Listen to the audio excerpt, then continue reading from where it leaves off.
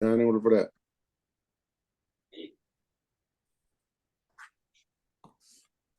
പ്രാർത്ഥിക്കാം.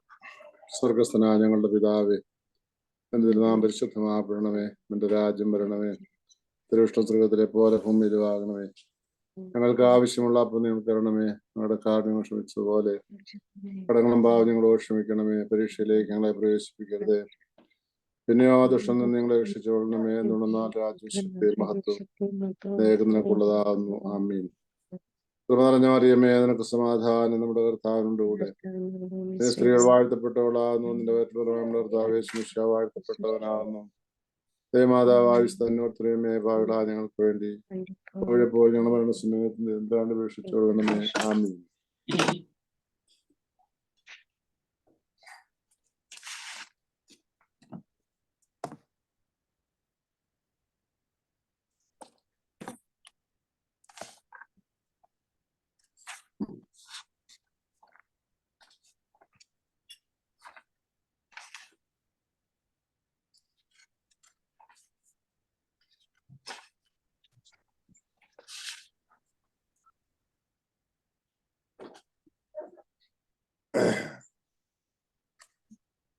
Hello, good evening everyone. Thank you for joining today's class. Okay. നിങ്ങൾ ഈ ഇന്നത്തെ പോർഷൻസ് വായിച്ചിട്ടുണ്ടെന്ന് ഞാൻ ന്യായമായിട്ട് ചിന്തിക്കുകയാണ്.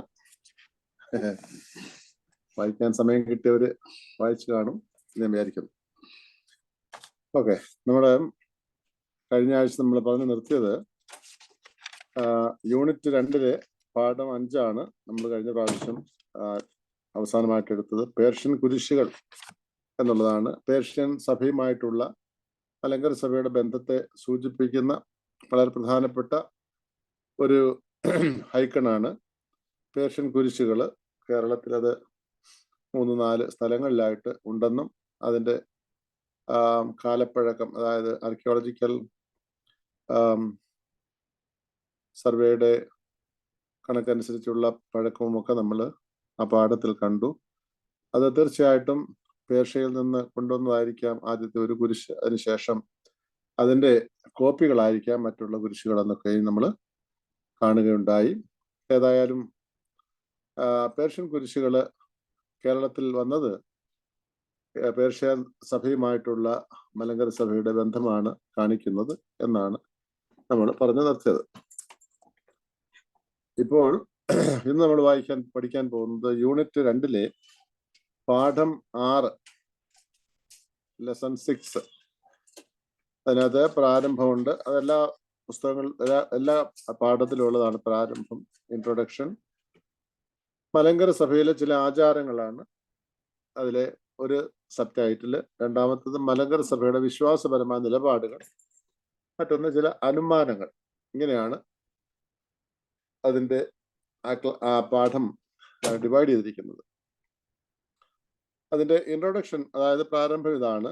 മുൻ അധ്യായത്തിൽ കണ്ട പേർഷ്യൻ കുരിശുകൾ മലങ്കര സഭയ്ക്ക് പേർഷ്യൻ നെസ്തോറിയൻ സഭയുമായുള്ള ബന്ധത്തെ സൂചിപ്പിക്കുന്നവയാണ്. എന്നാൽ സഭയുടെ വിശ്വാസ ആചാരങ്ങളെ സംബന്ധിച്ച് പൂർവന്മാരുടെ രേഖകൾ ലഭ്യമല്ല. എന്നാൽ മറ്റു ചില വസ്തുതകൾ മറ്റു ചില തുറകളിൽ നിന്ന് ലഭ്യമാണ് താനും. അപ്പോൾ ഈ എന്നു മുതലാണ് ഈ സഭയുമായിട്ടുള്ള പേർഷ്യൻ സഭയുമായിട്ടുള്ള ബന്ധം എന്നുള്ളതിനെ സംബന്ധിച്ച് കൃത്യമായ എഴുത്തുകളോ അല്ലെങ്കിൽ രേഖകളോ നമുക്ക് ലഭ്യമല്ല എന്നാണ് പറഞ്ഞത്. എന്നാൽ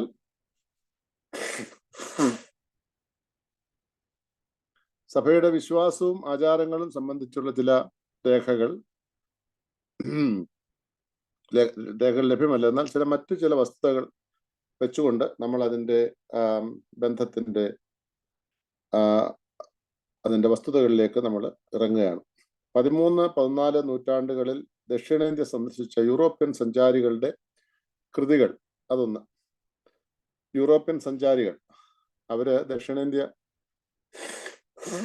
സൗത്ത് ഇന്ത്യ വിസിറ്റ് ചെയ്യുമ്പോൾ അവർ എഴുതിയ രേഖകളാണ് ഒന്ന്.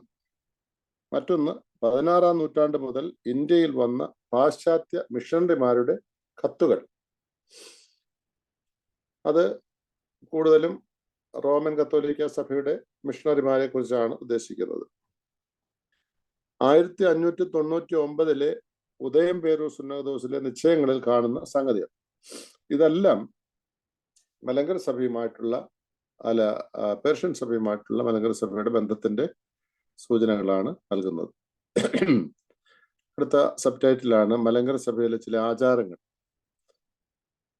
13-14 നൂറ്റാണ്ടുകളിൽ ദക്ഷിണേന്ത്യയിൽ വന്ന പാശ്ചാത്യ മിഷണറിമാരെ പറ്റി ചിന്തിക്കേണ്ടതുണ്ട്. ഇന്നസെന്റ് മൂന്നാമൻ മാർപ്പാപ്പ മതപ്രചരണം നടത്തുവാനായി ഉദ്ദേശിച്ച് രൂപം കൊടുത്ത സുവിശേഷ സമൂഹത്തിൽപ്പെട്ട മിഷണറിമാർ ഇവിടെ സന്ദർശിച്ചിട്ടുണ്ട്. അതൊക്കെ രേഖകളുള്ളതാണ്. ഇവരിൽ ചിലർ ചൈനയിലേക്ക് പോകും വഴിയും ചിലർ മടക്കയാത്രയിലും തെക്കേ ഇന്ത്യ സന്ദർശിച്ചിരുന്നു. മാർത്തോമായുടേതെന്ന് വിശ്വസിച്ചിരുന്ന കബറിടം ക്രിസ്ത്യാനികളും മുസ്ലിങ്ങളും പുണ്യസ്ഥലമായി കരുതി സന്ദർശനം നടത്തിയിരുന്നതായി മാർക്കോ പോളോ രേഖപ്പെടുത്തിയിട്ടുണ്ട്. ഒരു സഞ്ചാരികളെ കുറിച്ച് നമ്മൾ പറഞ്ഞപ്പോൾ മാർക്കോ പോളോ അതിനകത്തെ പ്രധാനപ്പെട്ട ഒരു ആളാണ്, മിഷണറി.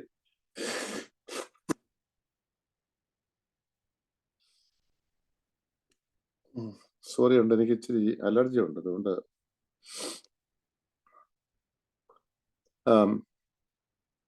ഞാൻ പെട്ടെന്ന് അങ്ങ് പറഞ്ഞു പോവുക കേട്ടോ, നമുക്ക് ഈ പോർഷൻ തീർക്കേണ്ടതുണ്ട്.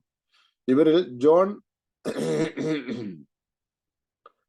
മോൺട്രി കോർവിനോ 1291 ഒരു വർഷം ഇന്ത്യയിൽ താമസിച്ചു. ജോർണേഡസ് ചൈനയിൽ നിന്ന് റോമിലേക്കുള്ള മടക്കയാത്രയിൽ കുറെ കാലം തെക്കേ ഇന്ത്യയിൽ താമസിച്ചു. മലബാറിലെ ക്രിസ്ത്യാനികളെ കുറിച്ച് ഇവർ സാക്ഷ്യപ്പെടുത്തുന്നു. അപ്പോൾ ഈ സമയത്തൊക്കെ കേരളത്തിൽ അല്ലെങ്കിൽ തെക്കേ ഇന്ത്യയിൽ ക്രിസ്ത്യാനികൾ ഉണ്ടായിരുന്നു. അവര് മാർത്തോമാ ശ്ലീഹായുടെ കബറിടത്തെ കുറിച്ചുള്ള സൂചനകൾ പറയുന്നുണ്ട്. ഇങ്ങനെ പല സൂചനകൾ തരുന്നതിൽ നിന്നാണ് നമ്മൾ കാര്യങ്ങൾ മനസ്സിലാക്കുന്നത്. 1328 പാപ്പ ജോർഡാനസിനെ കൊല്ലം ബിഷപ്പായി അവരോധിച്ചു. മാർപ്പാപ്പയുടെ കാര്യം പറയുന്നത് 1328 1328. 1321 ഉദയനിലെ ഒഡോറിക്ക് ഇന്ത്യ സന്ദർശിച്ച് ഇവിടുത്തെ ക്രിസ്ത്യാനികളെ കുറിച്ച് സാക്ഷ്യപ്പെടുത്തുന്നുണ്ട്. 1348 ജോൺ മരിഞ്ഞോലി കൊല്ലത്ത് അവിടെയുള്ള ക്രിസ്ത്യാനികളുടെ സ്നേഹാദരവുകൾ സമ്പാദിച്ചതായിട്ട് പറയുന്നു. യുജീനിയസ് 4 മാർപ്പാപ്പ ഇന്ത്യയിലെ ക്രിസ്ത്യാനികളുടെ രാജാവിന് കത്തയച്ചിരുന്ന കാര്യങ്ങളും രേഖയിലുണ്ട്. അപ്പൊ ഇങ്ങനെ കുറെ സ്കാറ്റേഡ് ആയിട്ടുള്ള ചില സംഗതികളാണ്. അപ്പം പ്രത്യേകിച്ചും 14-ാം നൂറ്റാണ്ടിൽ 14th സെഞ്ചുറിയില് വിദേശ സഭകളുമായിട്ടുള്ള കേരളത്തിന്റെ അല്ലെങ്കിൽ മലങ്കര സഭയുടെ ബന്ധത്തെയാണ് ഇത് സൂചിപ്പിക്കുന്നത്. 13-14 നൂറ്റാണ്ടുകളിലെ വിരചിതമായ കൃതികളിൽ നിന്നും കേരള ക്രിസ്ത്യാനികളെ പറ്റി ലഭിക്കുന്ന വിവരങ്ങൾ എന്തെല്ലാമാണെന്ന് നോക്കാം. 13th and 14th സെഞ്ചുറിയിലെ രേഖകളാണ്. നമ്മളിപ്പോൾ കണ്ടത് 14th സെഞ്ചുറിയിലെ കാര്യങ്ങളാണ്. ഈ മിഷണറിമാർ വന്നതും പാപ്പ ഇങ്ങനെ ഇടപെടുന്നതും അങ്ങനെയുള്ള കാര്യങ്ങളൊക്കെ. അപ്പൊ അതിൽ നിന്ന് എന്താ നമ്മൾ മനസ്സിലാക്കേണ്ടത്? ഒന്ന്, സാമൂഹ്യ ജീവിതത്തിൽ സമുന്നതമായ സ്ഥാനം ഉണ്ടായിരുന്നെങ്കിലും ക്രിസ്ത്യാനികൾ ക്രിസ്തുമതത്തെയും ക്രിസ്തീയ ജീവിതത്തെയും സംബന്ധിച്ച് അറിവുള്ളവരായിരുന്നില്ല. അപ്പോൾ ഈ ശരിയായിട്ട് പഠിപ്പിക്കാനോ അല്ലെങ്കിൽ ഉപദേശിക്കുവാനോ പ്രബോധിപ്പിക്കുവാനോ ഉള്ള സാധ്യതകളൊന്നില്ലായിരുന്നു. അതുകൊണ്ട് സാമൂഹ്യ ജീവിതത്തിൽ ക്രിസ്ത്യാനികളാണ്, അവർ സാമൂഹ്യ ജീവിതത്തിൽ സോഷ്യൽ ലൈഫിൽ അവർ വളരെ നല്ല സ്ഥാനം അലങ്കരിക്കുന്നവരാണ്. പക്ഷെ ക്രിസ്തുമതത്തെക്കുറിച്ചോ ക്രിസ്തീയ ജീവിതത്തെക്കുറിച്ചോ കാര്യമായിട്ടുള്ള അറിവ് അവർക്കില്ലായിരുന്നു. 2, അവർക്ക് കാര്യമായ ക്രിസ്തീയ ജീവിത പരിശീലനം ലഭിച്ചിരുന്നില്ല. ചിലർക്ക് മാത്രമേ കർത്തൃപ്രാർത്ഥനയും കൃപ നിറഞ്ഞ മറിയമേ എന്ന പ്രാർത്ഥനയും അറിയാമായിരുന്നുള്ളൂ. അത്രമാത്രം റിലീജിയസ് ലൈഫ്, ക്രിസ്തീയ ജീവിതത്തിന്റെ മൂല്യങ്ങളോ അതിന്റെ ആചാരങ്ങളോ പ്രാർത്ഥനകളോ പോലും ശരിയായിട്ട് അറിയാവുന്നവരില്ലായിരുന്നു എന്നാണ് കാണുന്നത്. 3, പ്രസവാനന്തരം കുട്ടികളെ ദേവാലയത്തിൽ കൊണ്ടുപോകുന്നതും മാമോദിസം നൽകുന്നതുമായിട്ടുള്ള സമ്പ്രദായം. അത്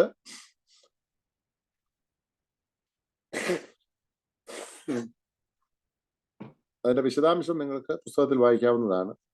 എത്ര ദിവസം കഴിഞ്ഞാണ് ആൺകുട്ടിയെ കൊണ്ടുപോകുന്നത്, എത്ര ദിവസം കഴിഞ്ഞാണ് പെൺകുട്ടികളെ കൊണ്ടുപോകുന്നത്, അങ്ങനെയുള്ള കാര്യങ്ങൾ. അടുത്തത്, ഒന്നിലധികം പട്ടക്കാരുള്ള പള്ളികളിൽ പ്രായമുള്ള ആളെ പ്രത്യേകം ബഹുമാനം നൽകിയിരുന്നു.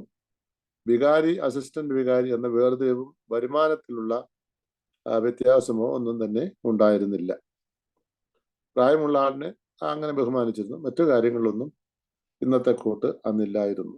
5, പരേതർക്ക് വേണ്ടിയുള്ള ശ്രാദ്ധം. ഒരു സെക്കൻഡ്.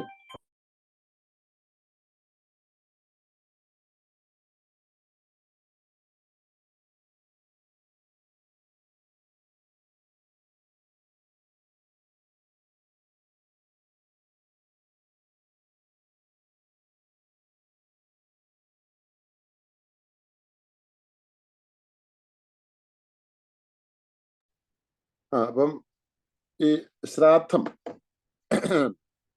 പരേതർക്ക് വേണ്ടിയുള്ള ശ്രാദ്ധം ഉണ്ടായിരുന്നു.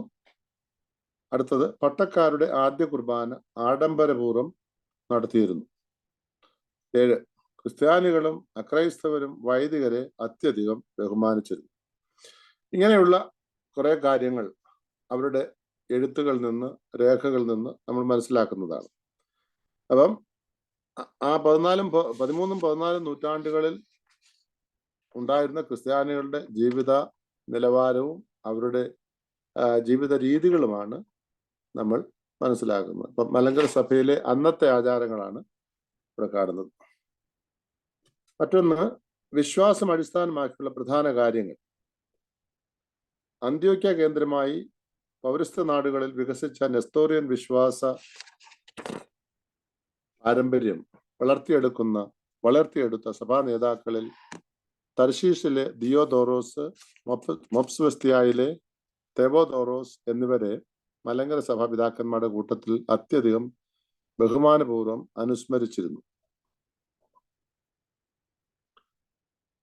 മനസ്സിൽ ഓർത്തോണം, ഇത് എന്തുവാ നമ്മൾ ഈ പറയുന്നതെന്ന്. അന്നത്തെ മലങ്കര സഭയുടെ ആചാരങ്ങളും മറ്റുമാണ്. അപ്പൊ ഈ 2 പിതാക്കന്മാരെ, അത് നെസ്തോറിയൻ വിശ്വാസത്തിന്റെ പിതാക്കന്മാരാണ്, ദിയോദോറോസും തെവോദോറോസും. അവരെ വളരെ ബഹുമാനത്തോടെ അനുസ്മരിച്ചിരുന്നു. അടുത്തത്, കൃപ നിറഞ്ഞ മറിയമേ എന്ന പ്രാർത്ഥനയിലെ അന്ത്യത്തിൽ ദൈവമാതാവെന്നതിന് പകരം ക്രിസ്തുവിന്റെ മാതാവ് എന്നായിരുന്നു ചൊല്ലിയിരുന്നത്. ഇത് നെസ്തോറിയൻ നിലപാടായിരുന്നു.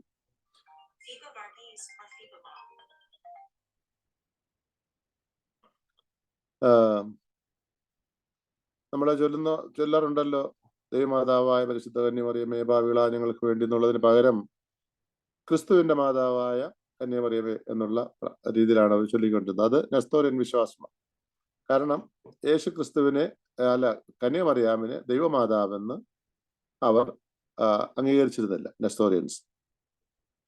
അപ്പൊ നെസ്തോറിയൻ വിശ്വാസവും മലങ്കര സഭയുടെ സഭാജീവിതത്തിൽ സ്വാധീനം ചെലുത്തിയിരുന്നു, അല്ലെങ്കിൽ അതുമായിട്ട് ബന്ധപ്പെട്ടിരുന്നു എന്നുള്ളത് വ്യക്തമാക്കുകയാണ്. പൗരസ്ത്യ സഭകളിലെല്ലാം കുർബാന അപ്പത്തിന് എണ്ണ ഉപയോഗിച്ചു വന്നത് പാശ്ചാത്യ മിഷണറിമാർ വിമർശിച്ചിരുന്നു. അത് പൗരസ്ത്യ പാരമ്പര്യത്തെക്കുറിച്ച് അവരുടെ അജ്ഞതയായിരുന്നു. അപ്പൊ പാശ്ചാത്യ പൗരസ്ത്യ അല്ലെങ്കിൽ ഈസ്റ്റ് ആൻഡ് വെസ്റ്റ് ട്രഡീഷൻസ്, അതിലുള്ള ചില വ്യത്യാസങ്ങളുണ്ട്. അതിൽ നമ്മുടെ പൗരസ്ത്യ സഭകൾ വിശുദ്ധ കുർബാനയ്ക്കുള്ള അപ്പം ഉണ്ടാക്കുമ്പോൾ അതിൽ എണ്ണ ഉപയോഗിച്ചിരുന്നു. അതിനെക്കുറിച്ചുള്ള വിമർശനം.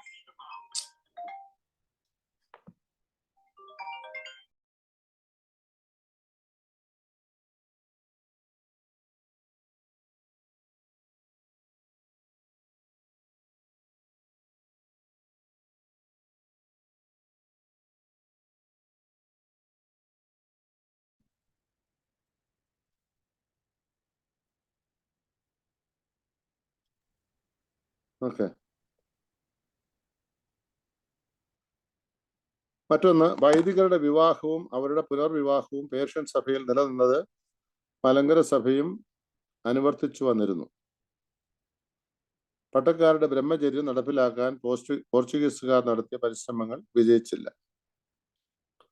അത് നമ്മൾ നേരത്തെയും കണ്ടിട്ടുള്ളതാണ്. മറ്റൊന്ന്, കുംഭസാരം ഓരോ വിശുദ്ധ കുർബാനയ്ക്കും മുമ്പിൽ വേണമെന്നുള്ള നിബന്ധന പോർച്ചുഗീസുകാരുടെ പ്രേരണഫലമായി മലങ്കരയിൽ പ്രചാരത്തിൽ വന്നതാണ്. അപ്പൊ ഇങ്ങനെയുള്ള പല കാര്യങ്ങൾ വെച്ചുകൊണ്ടാണ് അന്നത്തെ മലങ്കര സഭയുടെ ജീവിത രീതികൾ നമ്മൾ മനസ്സിലാക്കുന്നത്.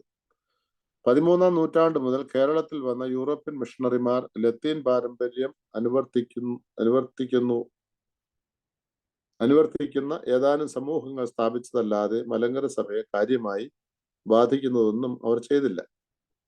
ബാബിലോണിലെ മൂസൽ ആസ്ഥാനമാക്കിയുള്ള നെസ്തോറിയൻ പാത്രിയർക്കീസിൽ നിന്നും അയക്കപ്പെട്ട ബിഷപ്പന്മാരായിരുന്നു 16-ാം നൂറ്റാണ്ടിൽ മലങ്കര സഭയെ നയിച്ചത്. അത്രയും പറഞ്ഞ് ആ ഒരു സെക്ഷൻ അവസാനിക്കുന്നു. ഇനി ചില അനുമാനങ്ങൾ.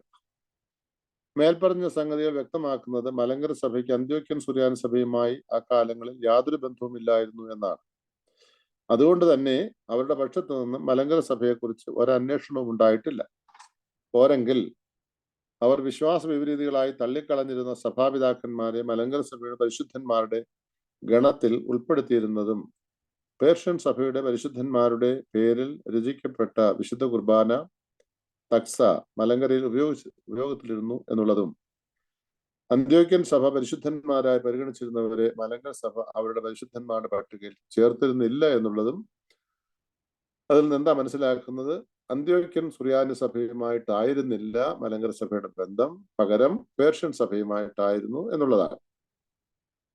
അപ്പോൾ അനുമാനങ്ങൾ നമ്മളതിനെ ഈ പുസ്തകം രചിച്ച VC ശമ്പരച്ചൻ അതിനെക്കുറിച്ചുള്ള ഇവാലുവേഷൻ അല്ലെങ്കിൽ അദ്ദേഹത്തിന്റെ അസസ്മെന്റ് ആണ് നമ്മളിവിടെ കാണുന്നത്. ഈ വക കാര്യങ്ങളെ ഒരു കാലത്തും അന്ത്യോക്യൻ സഭ ചോദ്യം ചെയ്തതൊന്നുമില്ല എന്നതിനാൽ അവർക്ക് 16-ാം നൂറ്റാണ്ടിന്റെ അന്ത്യം വരെയും മലങ്കര സഭയുമായി ഒരു തരത്തിലുമുള്ള ബന്ധമുണ്ടെന്ന് പറയാൻ കഴിയില്ല. ഇന്ന് ഈ സഭാ കേസൊക്കെ നടക്കുമ്പോഴും അല്ലെങ്കിൽ ഈ ചരിത്രം ശരിയായി പഠിക്കാതെ ചരിത്രത്തെ വ്യാഖ്യാനിക്കുകയും ചെയ്യുന്ന ചില ആളുകൾ AD 52 മുതലുള്ള ബന്ധത്തെ കുറിച്ചൊക്കെ പറയാറുണ്ട്. ഈ ചരിത്രം പഠിക്കുമ്പോഴാണ് നമ്മൾ മനസ്സിലാക്കുന്നത് 16-ാം നൂറ്റാണ്ടിന്റെ അവസാനം വരെയും, അതായത് 1665, ഇവിടെ അത് പറയുന്നില്ല, 1665 ആദ്യമായിട്ട് ഒരു അന്ത്യോക്യൻ സഭയുമായിട്ട് ബന്ധമുള്ള ഒരു ബിഷപ്പ് കേരളത്തിൽ വരുന്നത്. അപ്പൊ അന്ന് വരെയും മലങ്കര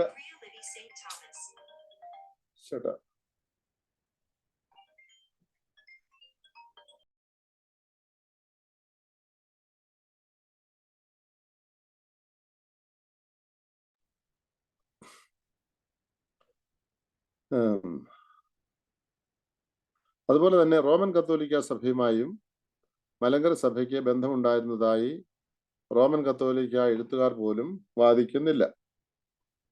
4-ാം നൂറ്റാണ്ട് മുതൽ തന്നെ മലങ്കര സഭ പേർഷ്യൻ സഭയുടെ ബന്ധത്തിൽ കഴിഞ്ഞു വന്നിരുന്നു. ഈ ബന്ധം 16-ാം നൂറ്റാണ്ട് വരെ തുടർന്നു പോകുന്നു.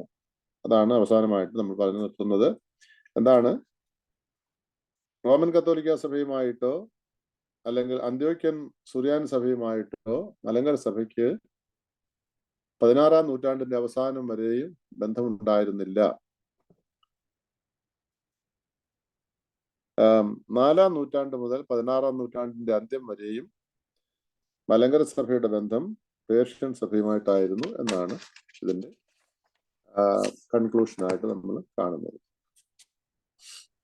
ഈ പാഠത്തെ കുറിച്ച് എന്തെങ്കിലും ക്വസ്റ്റ്യൻ ഉണ്ടോ? ഒരു ക്വസ്റ്റ്യൻ ഉണ്ട്, സോറി. ഇതിനകത്ത് അച്ഛൻ പറഞ്ഞ 2 ബിഷപ്പന്മാരുടെ പേര് പറഞ്ഞു. ഈ ബിഷപ്പന്മാരുടെയൊക്കെ പേരിന് അതെവിടുന്നാണ് ആക്ച്വലി കിട്ടുന്നത് നമുക്ക്? മീൻസ് ഇവർക്ക് പഴയ നിയമത്തിൽ അങ്ങനെയുള്ള പേരുകളൊന്നും കണ്ടതായിട്ട് എനിക്ക് ഓർമ്മയില്ല. തെവോദോറോസ് ഇങ്ങനെയൊക്കെയുള്ള പേരുകള്, അതിന്റെ ഉത്ഭവം എങ്ങനെ? നമ്മുടെ ഇന്നുള്ള ഇപ്പൊ നമുക്ക് തെവോദോറോസ് എന്ന് പറഞ്ഞ പേരുള്ള തിരുമേനിയുണ്ട്. ഈ പേരുകളെല്ലാം ഉത്ഭവങ്ങൾ എങ്ങനെയാണ്? ഈ പേരുകളെല്ലാം തന്നെ ഗ്രീക്ക് പേരുകളാണ്, ഗ്രീക്ക് പിതാക്കന്മാരുടെ പേരുകളാണ്. ഈ ബസേലിയോസ് ആയാലും ഇഗ്നാത്യോസ് ആയാലും ഈ ഓസ്, ഈസ് എന്നൊക്കെ പറയുന്ന പേരുകളെല്ലാം തന്നെ ഗ്രീക്ക് പേരുകളാണ്. അത് സഭ അത് അഡാപ്റ്റ് ചെയ്തെന്നുള്ളതേ ഉള്ളൂ. അതപ്പോ അത് പഴയ നിയമകാലത്ത് ഉണ്ടായിരുന്ന പേരുകൾ തന്നെയാണ്. പഴയ നിയമകാലത്തുണ്ടായിരുന്ന പേരുകളല്ലത്. ആ പേരുകൾ അതുപോലെ പഴയ നിയമകാലത്ത് ഉണ്ടായിരുന്നില്ല. എന്നാൽ ചില പേരുകൾ അതിന്റെ ചില വികസിത രൂപങ്ങൾ പിന്നീട് വന്നിട്ടുണ്ട് എന്നല്ലാതെ അതുപോലെയുള്ള പേരുകൾ ഉണ്ടായിരുന്നില്ല. Okay, thank you. ഓക്കെ, നമുക്ക് അടുത്ത പാഠത്തിലേക്ക് കയറാമല്ലേ? യൂണിറ്റ് 3 നമ്മൾ കടക്കുന്നത് മലങ്കര സഭയുടെ പോർച്ചുഗീസ് ബന്ധം. അതാണ് ഇന്നത്തെ. ഇതിനകത്ത് ഈ ഒരു ചോദ്യം കൂടെ ചോദിച്ചോട്ടെ. ഈ കുമ്പസാരത്തിന്റെ കാര്യം പറയുന്നത് മലങ്കര സഭയിൽ അങ്ങനെ ഒരു സംഭവം നിർബന്ധമായിരുന്നില്ല. അത് എല്ലാ മലങ്കര സഭ എഴുതിയിരിക്കുന്നു. അതെ അതെ. അപ്പൊ അത് എന്തുകൊണ്ടാ പിന്നെ ഈ കാത്തലിക്സിന്റെ ഇടയിൽ അങ്ങനെ നിർബന്ധമുണ്ടോ? അവർക്ക് എപ്പോഴും കുർബാന എടുക്കാമല്ലോ. അവർക്ക് നിർബന്ധമുണ്ട്. അവർക്ക് ഓരോ കുർബാനയ്ക്കും വിശുദ്ധ കുമ്പസാരം നടത്തിയിരിക്കണമെന്നുള്ള ഒരു നിർബന്ധമുണ്ട്. ആ ഒരു കാണുന്നില്ല അവരുടെ ഇടയിൽ അവർ പോയി എപ്പോഴും കുർബാന എടുക്കുന്ന കാണും. അവരുടെ ഏത് കുർബാനയ്ക്ക് ഒരു ദിവസം 3 കുർബാന വേണമെങ്കിൽ അവരെടുക്കുന്ന കണ്ടിട്ടുണ്ട്. അത് പിന്നീടുണ്ടായ മാറ്റങ്ങളാണ്. ഇപ്പൊ നമ്മൾ പഠിച്ചുകൊണ്ടിരിക്കുന്നത് 16-ാം നൂറ്റാണ്ടിലും അല്ലെങ്കിൽ 13-14 നൂറ്റാണ്ടുകളിലെ കാര്യങ്ങളാണ്.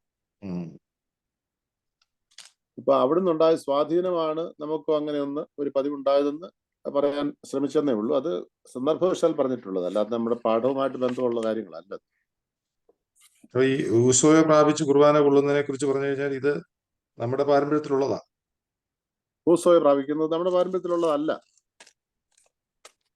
ഇത് പിന്നെ ആ പാപപരിഹാര പ്രാർത്ഥന നടത്തിയിരിക്കണം എന്നുള്ളത് കൊണ്ട് അത്രയെങ്കിലും ചെയ്യുന്നുള്ളതേ ഉള്ളൂ. മനസ്സിലായോ? ഊസോയെ ഇല്ലാതെ കുർബാന അനുഭവിക്കുക എന്നുള്ളതാണ് പഴയ പാരമ്പര്യം. പഴയ പാരമ്പര്യം. പക്ഷേ പഴയ പാരമ്പര്യം എന്താണെന്ന് ചോദിച്ചാൽ അതിനെക്കുറിച്ച് വേറെ പഠിക്കേണ്ടി വരും. ഞാനും അതിനെക്കുറിച്ച് അത്രയും ചിന്തിച്ചില്ല. Thank you. നമുക്ക് വേണമെങ്കിൽ അതിനെക്കുറിച്ച് ചിന്തിക്കാം പിന്നീട്.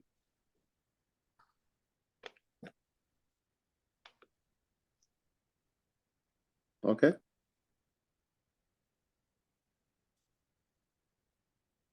അടുത്ത പാഠം തുടങ്ങാണോ?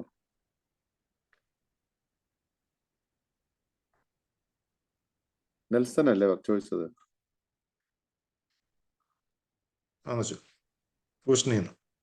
ഓക്കെ, നമുക്ക് അടുത്ത പാഠത്തിലേക്ക് പോവാം. ഓക്കെ, യൂണിറ്റ് 3 മലങ്കര സഭയുടെ പോർച്ചുഗീസ് ബന്ധം എന്നുള്ളതാണ്. ഇന്നത്തെ പാഠം 1 പോർച്ചുഗീസുകാരുടെ ആഗമനം, പോർച്ചുഗീസുകാർ വരുന്നതിനെ കുറിച്ച്. പ്രാരംഭം, പോർച്ചുഗീസ് ആധിപത്യം, മലങ്കര സഭയെ കീഴ്പ്പെടുത്തുവാനുള്ള യത്നം. ഇത്രയും കാര്യങ്ങൾ അതിൽ നമ്മൾ പഠിക്കുവാൻ പോകുന്നു. പ്രാരംഭം ഇപ്രകാരമാണ്. 1498 വാസ്കോ ഡി ഗാമ കേരളത്തിൽ വന്നത് മുതൽ പോർച്ചുഗീസ് ആധിപത്യം ഉറപ്പിച്ച് ഇവിടെയുള്ള പുരാതന സഭയെ റോമൻ കത്തോലിക്ക സഭയുടെ ഭാഗമാക്കി തീർക്കാൻ വേണ്ടിയുള്ള ഉദ്യമം ആരംഭിച്ചു. തുടക്കം 1498 അതായത് 15-ാം നൂറ്റാണ്ടിന്റെ അവസാനത്തിലാണ് വാസ്കോ ഡി ഗാമയാണ് ആദ്യമായിട്ട് പോർച്ചുഗീസുകാരുടെ എന്ന് പറയുന്ന ഒരു മിഷണറി കേരളത്തിൽ വരുന്നത്. അദ്ദേഹത്തിന്റെ വരവോടെയാണ് മലങ്കര സഭയെ കത്തോലിക്ക സഭയുടെ ഭാഗമാക്കി തീർക്കാനുള്ള പരിശ്രമങ്ങൾ അവർ തുടങ്ങുന്നത്. അടുത്ത പോർച്ചുഗീസ് ആധിപത്യം. കേരളത്തിലെ പ്രധാന തുറമുഖമായിരുന്ന കോഴിക്കോട് ഗാമ വന്നിറങ്ങി. അന്ന് സാമൂതിരിയുടെ ഭരണമായിരുന്നു കേരളത്തിൽ. തുർക്കികൾ വാണിജ്യബന്ധം സ്ഥാപിച്ചു കഴിഞ്ഞിരുന്നു കേരളത്തിൽ. ഇതിന് വ്യത്യാസമുണ്ടാകണമെന്ന് കുരുമുളക് തുടങ്ങിയ ഉൽപ്പന്നങ്ങൾ വ്യാപാരം ചെയ്യുന്ന കേരളീയർക്ക് താല്പര്യമായിരുന്നു. അപ്പം ഈ തുർക്കികള് കേരളത്തിലെ വ്യാപാര മേഖല മുഴുവൻ കൈയടക്കിയിരുന്ന ഒരു കാലമാണ് മുസ്ലിങ്ങൾ. അപ്പൊ അവര് അതിൽ നിന്ന് അമിതമായ ലാഭം ഉണ്ടാക്കുന്നു. ഈ പാവപ്പെട്ട കൃഷിക്കാർക്ക് അല്ലെങ്കിൽ കച്ചവടക്കാർക്ക് അതിൽ നിന്ന് കാര്യമായിട്ടുള്ള പ്രയോജനം ഉണ്ടാകുന്നില്ല. അപ്പൊ അവര് കുറെ നാളുകൊണ്ട് കുറെ കാലമായിട്ട് കാത്തിരിക്കുകയാണ് ഇതിനൊരു വ്യത്യാസം ഉണ്ടാകണമെന്ന്. അത് ഈ പറങ്കികൾ അല്ലെങ്കിൽ പോർച്ചുഗീസുകാർ വരുമ്പോൾ അവർക്ക് വലിയ സന്തോഷമായി അവരുമായിട്ടുള്ള വാണിജ്യബന്ധം തുടങ്ങുവാനായിട്ട്. അപ്പൊ അങ്ങനെയാണ് ഈ ബന്ധം ആരംഭിക്കുന്നതെന്നാണ് പറയുന്നത്. പോർച്ചുഗലും ഇന്ത്യയുമായി സമ്പർക്കം പുലർത്താൻ ആഗ്രഹിച്ചിരുന്നതായി കാണുന്നുണ്ട്. റോമൻ കത്തോലിക്ക അധ്യക്ഷനായിരുന്ന നിക്കോളാസ് അഞ്ചാമൻ യൂറോപ്പ് ഒഴികെയുള്ള ഭൂതലത്തെ സ്പെയിനും പോർച്ചുഗലിനുമായിട്ട് വിഭജിച്ചു കൊടുക്കുന്നു. അപ്പം ലോകം മുഴുവനുള്ള എല്ലാ രാജ്യങ്ങളും രണ്ടായിട്ട് ഭാഗിച്ചിട്ട് ഒരു ഭാഗം സ്പെയിനിനും ഒരു ഭാഗം പോർച്ചുഗലിനും വിട്ടുകൊടുക്കുക. അപ്പം വെസ്റ്റ് എല്ലാം സ്പെയിനിന് കൊടുത്തു, ഈസ്റ്റ് എല്ലാം പോർച്ചുഗലിന് കൊടുത്തു. അങ്ങനെയാണ് പോർച്ചുഗീസുകാർ കേരളത്തിൽ അല്ലെങ്കിൽ ഇന്ത്യയിൽ വരാനായിട്ട് ഇടയാകുന്നത്. പാശ്ചാത്യ നാടുകൾ സ്പെയിനും പൗരസ്ത്യ നാടുകൾ പോർച്ചുഗലിനുമാണ് നൽകിയിരുന്നത്. അതാത് ദേശങ്ങളിൽ വേല ചെയ്യുന്നവർ സ്വന്തം ചെലവിൽ സുവിശേഷ പ്രചരണം നടത്തി റോമൻ കത്തോലിക്ക സഭയിലേക്ക് ആളുകളെ ചേർക്കണമെന്നായിരുന്നു വ്യവസ്ഥ. അപ്പൊ ഈ നിക്കോളാസ് അഞ്ചാമൻ പാപ്പ ഇങ്ങനെ ഭാഗിച്ചിട്ട് അതിന് അധികാരം കൊടുക്കുമ്പോൾ സ്വന്തം ചെലവിൽ സുവിശേഷ പ്രചരണം നടത്തി ആളുകളെ കത്തോലിക്ക സഭയിലേക്ക് ചേർക്കണമെന്നാണ് വ്യവസ്ഥ ചെയ്തിരിക്കുന്നത്. അങ്ങനെയാണ് ഈ മിഷണന്മാരൊക്കെയും വരുന്നത്. ഈ സംഗതിക്ക് ഭദ്രവാഡോ എന്നാണ് പറഞ്ഞിരുന്നത്. ഈ പറഞ്ഞ സ്വന്തം ചെലവിൽ സുവിശേഷ പ്രചരണം നടത്തി റോമൻ കത്തോലിക്ക സഭയിലേക്ക് ആളുകളെ ചേർക്കുന്ന ആ സംഗതിക്കാണ് ഭദ്രവാഡോ എന്ന് പറയുന്ന പേര്. വാസ്കോഡ ഗാമയുടെ സന്ദർശനവും ഈ ഉദ്ദേശത്തോടെ തന്നെ ആയിരുന്നു. നമ്മൾ വാസ്കോഡ ഗാമയെ കുറിച്ച് സ്കൂളിലൊക്കെ പഠിക്കുന്നത് അദ്ദേഹം ഒരു മിഷണറി എന്നുള്ള നിലയല്ല നമ്മൾ പഠിച്ചുകൊണ്ടിരുന്നത്. പോർച്ചുഗീസുകാരുടെ ആഗമനത്തെ കുറിച്ചൊക്കെ പഠിപ്പിക്കുമ്പോൾ അദ്ദേഹം ഒരു മിഷണറി ആയിട്ട് വന്നു എന്നുള്ളത് നമ്മൾ ചിന്തിക്കുന്നില്ലായിരുന്നു. പക്ഷെ ഇവിടെ വളരെ വ്യക്തമായിട്ട് പറയുന്നുണ്ട്, ഈ നിക്കോളാസ് അഞ്ചാമൻ പാപ്പായുടെ നിർദ്ദേശപ്രകാരം ആ കൽപ്പന അനുസരിച്ചാണ് അദ്ദേഹം കേരളത്തിൽ വരുന്നത്. ഇന്ത്യയിൽ ക്രൈസ്തവ സമൂഹവും അവരുടെ രാജാവും ഉള്ളതായും മാർത്തോമാ ശ്ലീഹായുടെ ശവകുടീരം ഉണ്ടെന്നുള്ള അറിവ് യൂറോപ്പിൽ പ്രചരിച്ചിരുന്നു. എന്നാൽ വാസ്കോ ഡ ഗാമയ്ക്ക് ഇവിടെ ക്രിസ്ത്യാനികളെയോ മാർത്തോമായുടെ തിരുശേഷിപ്പോ കണ്ടെത്താൻ കഴിയാതെ വ്യാപാര ബന്ധത്തിനുള്ള ക്രമീകരണം ചെയ്ത ശേഷം 1498 തന്നെ അദ്ദേഹം മടങ്ങിപ്പോയി. വന്ന വർഷം തന്നെ അദ്ദേഹം കാര്യമായിട്ട് ഒന്നും ചെയ്യാതെ മടങ്ങിപ്പോവുകയാണ്. അദ്ദേഹത്തിന് മാർത്തോമാ ശ്ലീഹായുടെ ശവകുടീരം യൂറോപ്പിൽ അങ്ങനെ പ്രചരിച്ചിരുന്നു. ഇവിടെ ക്രൈസ്തവ സമൂഹം ഉണ്ടെന്നും മാർത്തോമാ ശ്ലീഹായുടെ ശവകുടീരം ഉണ്ടെന്നൊക്കെ അറിയാമായിരുന്നു. പക്ഷെ അതൊന്നും കാണാൻ അദ്ദേഹത്തിന് സാധിച്ചില്ല. അദ്ദേഹം ആ വർഷം തന്നെ തിരിച്ചുപോയി. 1500 Portuguese admiral Peter Alvares Cabral ഒരു സൈന്യവും ഫ്രാൻസിസ്കൻ മിഷണറി വൈദികരുമായി എത്തി ക്രമേണ താമസം ഉറപ്പിച്ചു. കൊച്ചിയായിരുന്നു അവരുടെ വാണിജ്യ കേന്ദ്രം. ഇപ്പൊ മറ്റൊരു ഗ്രൂപ്പ് വരികയാണ്. വാസ്കോ ഡ ഗാമ തിരിച്ചുപോയി, വേറൊരു ഗ്രൂപ്പ് വരുന്നു. അതിനകത്ത് കുറെ പട്ടാളക്കാരുണ്ട്, അതിനകത്ത് മിഷണറിമാരുണ്ട്, വൈദികരുണ്ട്. അവർ വന്ന് വളരെ സാവധാനം കൊച്ചി കേന്ദ്രമാക്കിക്കൊണ്ട് അവരുടെ പ്രവർത്തനങ്ങൾ ആരംഭിച്ചു.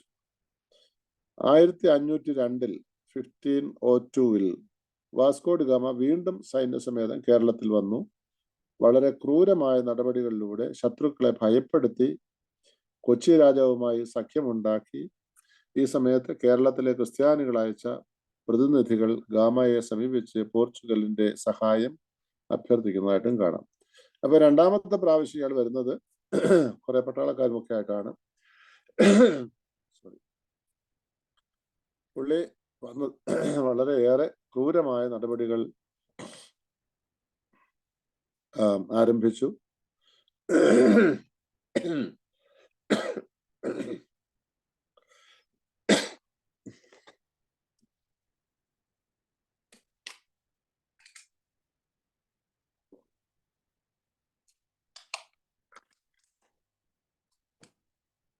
ഈ സമയത്ത് കേരളത്തിലെ ക്രിസ്ത്യാനികള് വാസ്കോ ഡ ഗാമയെ സമീപിച്ച് പോർച്ചുഗീസിന്റെ സഹായം അഭ്യർത്ഥിക്കുന്നതായിട്ട് സഭയുടെ പേരിൽ അല്ലെങ്കിൽ സഭയ്ക്ക് വേണ്ടി സഹായങ്ങൾ ആവശ്യപ്പെടുന്നതായിട്ട് കാണുന്നുണ്ട്. ഈ സമയത്ത് ബാബിലോണിൽ നിന്നും വന്നവരായ ബിഷപ്പുമാരായിരുന്നു മലങ്കര സഭയിൽ ഉണ്ടായിരുന്നത്. 1490 1503 ഇടയിൽ 5 ബിഷപ്പുമാരുണ്ടായിരുന്നു. അതിൽ മാർ യാക്കോബും മറ്റൊരു ജൂനിയർ ബിഷപ്പും പോർച്ചുഗീസുമായി ഇടപെട്ടിരുന്നു. ആദ്യകാലങ്ങളിൽ മലങ്കര സഭയ്ക്ക് പോർച്ചുഗീസുകാരുമായി സൗഹാർദ്ദപരമായ ബന്ധമായിരുന്നു. ആ വിധത്തിൽ ഇന്ത്യൻ ക്രിസ്ത്യാനികൾക്ക് പല പ്രയോജനങ്ങളും ലഭിക്കുകയും ചെയ്തു. അപ്പോൾ ഈ വാസ്കോ ഡ ഗാമയും മറ്റ് മിഷണറിമാരും പോർച്ചുഗീസിൽ നിന്ന് കേരളത്തിൽ വരുമ്പോൾ ഇവിടെ ഓൾറെഡി പേർഷ്യൻ സഭയിൽ നിന്നുള്ള ബിഷപ്പുമാര് കേരളത്തിലുള്ള സമയമാണ്. 5 ബിഷപ്പുമാരുണ്ടായിരുന്നതായിട്ടാണ് കാണുന്നത്. മാർ യാക്കോബും മറ്റൊരു ജൂനിയർ ബിഷപ്പും ഒക്കെ ഉള്ളതായിട്ട് കാണുന്നു. അവര് പോർച്ചുഗീസുമായിട്ട് ബന്ധം പുലർത്തിയിരുന്നു. അങ്ങനെ മലങ്കര സഭയ്ക്ക് പോർച്ചുഗീസുമായിട്ട് ആദ്യമൊക്കെ വളരെ സൗഹാർദ്ദപരമായ ബന്ധമായിരുന്നു എന്ന് കാണുന്നു. അടുത്തത് മലങ്കര സഭയെ കീഴ്പ്പെടുത്തുവാനുള്ള യത്നം. അപ്പൊ ഈ അന്നും ഇന്നും ഈ ഒരു കാത്തലിക് മൈൻഡ് എന്ന് പറയുന്നത് മറ്റുള്ളവരെ, പ്രത്യേകിച്ച് ഓർത്തഡോക്സ് സഭയെ കീഴ്പ്പെടുത്തുക, അവരുടെ പരിധിയിൽ കൊണ്ടുവരിക എന്നുള്ള ഒരു ചിന്ത അവർക്കുണ്ട്. ഇപ്പോഴും അത് തന്നെയാണ്. എന്നാൽ പോർച്ചുഗീസുകാരുടെ സൗഹൃദത്തിന് മറ്റുദ്ദേശമുണ്ടായിരുന്നു. ലത്തീൻ സഭാ പാരമ്പര്യങ്ങളും ആചാരാനുഷ്ഠാനങ്ങളും റോമൻ പാപ്പായുടെ അധീശത്വവും മറ്റുള്ളവരെ കൊണ്ട് സ്വീകരിപ്പിക്കുക എന്നതായിരുന്നു അവരുടെ ഉദ്ദേശം. എന്തൊക്കെയാ? ലത്തീൻ സഭാ പാരമ്പര്യം, ആചാരാനുഷ്ഠാനങ്ങൾ, റോമൻ പാപ്പായുടെ അധീശത്വം. ഈ കാര്യങ്ങളാണ് അവരുടെ മനസ്സിലുണ്ടായിരുന്നത്. പൗരസ്ത്യ സഭാ പാരമ്പര്യങ്ങളും പേർഷ്യൻ സഭയുടെ ആരാധന രീതികളും ബാബിലോൺ പാത്രിയർക്കീസിനെ സഭാധ്യക്ഷനായി അംഗീകരിക്കുന്നതും അവർക്ക് വഹിക്കാവുന്നതായിരുന്നില്ല. അപ്പോൾ 3 കാര്യങ്ങൾ ആദ്യം നമ്മൾ കണ്ടു. അവരത് നടപ്പിലാക്കാൻ ശ്രമിച്ചു. എന്നാൽ മറ്റു ചില കാര്യങ്ങൾ അവർക്കെതിരായിരുന്നു. അതെന്തൊക്കെയാണ്? പൗരസ്ത്യ സഭാ പാരമ്പര്യങ്ങള്, പേർഷ്യൻ സഭയുടെ ആരാധന രീതികള്, ബാബിലോൺ പാത്രിയർക്കീസിനെ സഭാ അധ്യക്ഷനായിട്ട് അംഗീകരിക്കുന്ന കാര്യങ്ങൾ. ഇതവർക്ക് വഹിക്കാവുന്നതായിരുന്നില്ല. അതിനാൽ മലങ്കര സഭയ്ക്ക് പരിചിതമായിരുന്ന രീതികൾ ഉപേക്ഷിച്ച് പാശ്ചാത്യ രീതികൾ സ്വീകരിപ്പിക്കുക എന്നതായിരുന്നു അവരുടെ നയം. അപ്പം നമുക്ക് ഓൾറെഡി നമ്മൾ ഫോളോ ചെയ്തുകൊണ്ടിരുന്ന ചില രീതികൾ, ചില ട്രഡീഷൻസ്, ചില സഭാപരമായിട്ടുള്ള കാര്യങ്ങളൊക്കെ പാടെ ഉപേക്ഷിച്ചിട്ട് മറ്റ് ചില പുതിയ കാര്യങ്ങൾ ഏറ്റെടുക്കുവാനായിട്ട്, അല്ലെങ്കിൽ അത് നമ്മുടെ മേൽ അടിച്ചേൽപ്പിക്കാനായിട്ടുള്ള പരിശ്രമമായിരുന്നു പോർച്ചുഗീസ് മിഷണറിമാർക്ക് ഉണ്ടായിരുന്നത്. അതിനുവേണ്ടി അവരെന്തെല്ലാം ചെയ്തു എന്ന് നോക്കാം. അതിനുവേണ്ടി അവർ ചെയ്തത്, മലങ്കര സഭയെ പോർച്ചുഗീസ് ഭരണത്തിന് വിധേയമാക്കുക. 1510 ഗോവ പിടിച്ചടക്കി അതിനെ പൗരസ്ത്യ നാടുകളിലെ ഭരണകേന്ദ്രമാക്കി തീർത്തു. ലത്തീൻ സഭാ പാരമ്പര്യങ്ങൾ നിലനിർത്തുന്ന സമൂഹങ്ങൾ രൂപം കൊണ്ടു. 1534 ഗോവ ഒരു ഭദ്രാസനമായി റോം അംഗീകരിച്ചു. മലങ്കര സുറിയാനി സഭയും ഈ ഭദ്രാസനത്തിന്റെ ഭാഗമായിരിക്കണമെന്നും വ്യവസ്ഥ ചെയ്തു. 1558 കൊച്ചി കേന്ദ്രമായി ഭദ്രാസനം നിലവിൽ വന്നു. എങ്കിലും അതും ഗോവയുടെ കീഴിലായിരിക്കണമെന്നാണ് വ്യവസ്ഥ ചെയ്തത്. അപ്പം പടിപടിയായിട്ട്, സ്റ്റെപ്പ് ബൈ സ്റ്റെപ്പ് ആയിട്ട് അവര് ഇങ്ങനെ ഓരോരോ കാര്യങ്ങൾ ഉറപ്പിക്കുകയാണ്, അവരുടെ ആധിപത്യം ഉറപ്പിക്കുകയാണ്. 1510 ഗോവ പിടിച്ചടക്കി അത് ഭരണകേന്ദ്രമാക്കി തീർത്തു, അതൊരു ഭദ്രാസനമാക്കി തീർത്തു.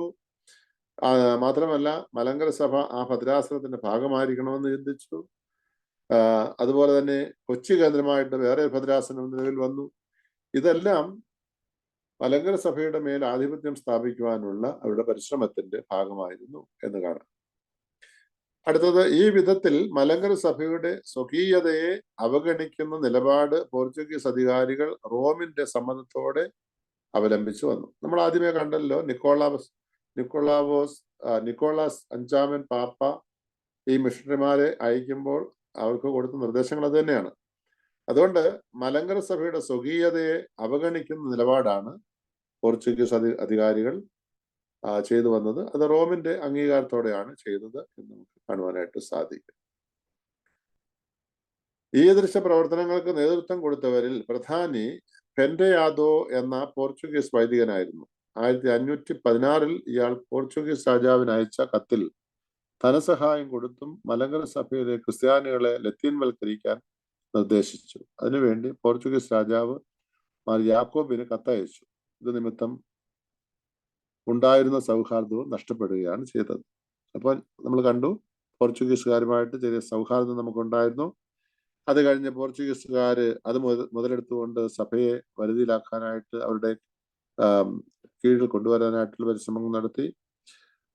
അതിനുവേണ്ടി ചെയ്ത കാര്യങ്ങളെ കുറിച്ച് നമ്മൾ കണ്ടു. അത് കഴിഞ്ഞ് 1516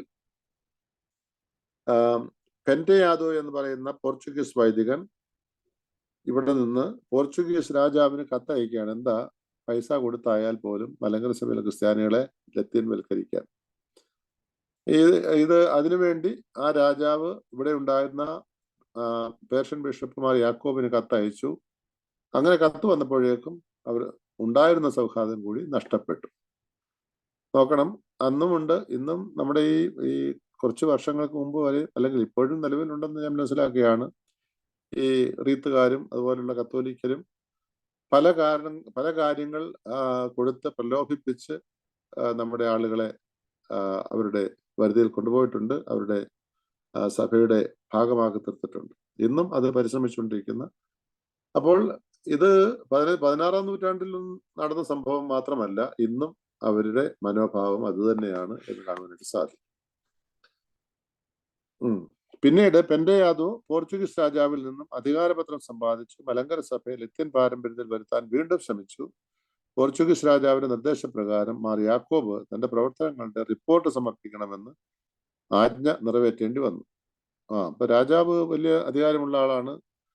അയാള് ആദ്യം അയച്ച കത്ത് കൊണ്ട് പ്രയോജനമുണ്ടായില്ല.